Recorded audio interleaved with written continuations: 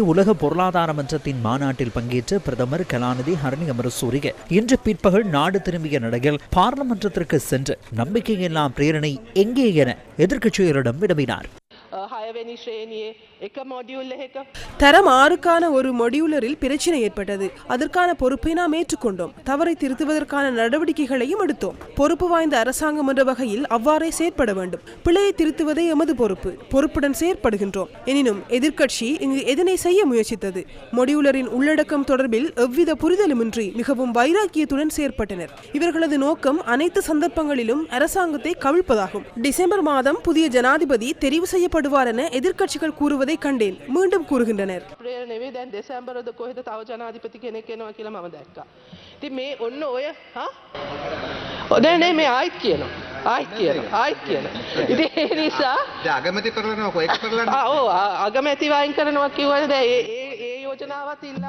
பிரதமரை நீக்குவதாக தெரிவித்தனர். அந்த யோசனையையும் மீள பெற்றுள்ளனர். எப்போது அதனை முன்வைக்கப் போகின்றீர்கள்? நம்பிக்கையில்லா பிரேரணை முன்வைக்கப்படும் வரையில் நான் பார்த்துக் கொண்டிருக்கின்றேன்.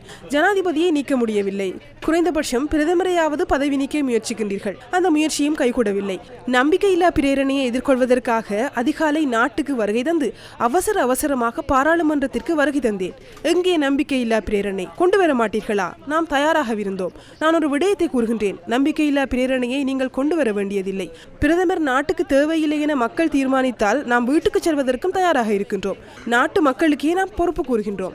எமது மனச்சாட்சிக்கே பொறுப்பு கூறுகின்றோம். அதற்கமைய பணியாற்றுகின்றோம்.